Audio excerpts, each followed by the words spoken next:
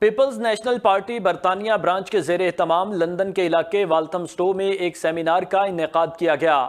Seminar کا مقصد علاقے میں عوامی حقوق کے اصول کے لیے جاری تحریک کو منطقی انجام تک پہنچانا اور اشرافیہ اور حکمرانوں کی جانب سے غصب شدہ حقوق کی بازیابی تک تحریک جاری رکھنا تھا۔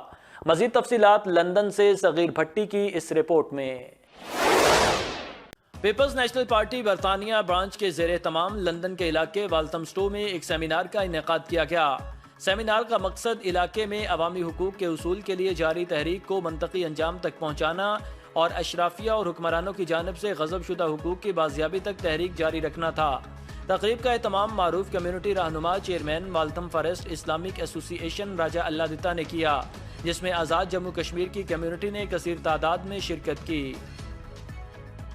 تقریب کے مہمان خصوصی سابق صدر میر پور بار ذوالفقار احمد راجہ ایڈوکیٹ اور چیئرمین JKPNP طاہر بوستان ایڈوکیٹ تھے۔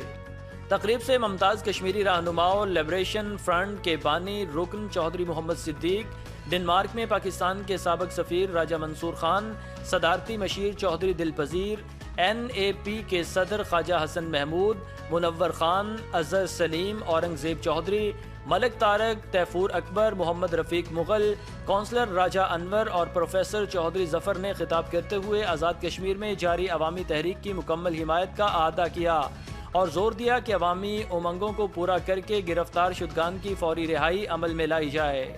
مقررین نے زور دیتے ہوئے کہا کہ حکمرانوں کو ہوش کے ناخن لینا ہوں گے اور ہماری پرامن تحریک کو پرتشدد نہ بنایا جائے۔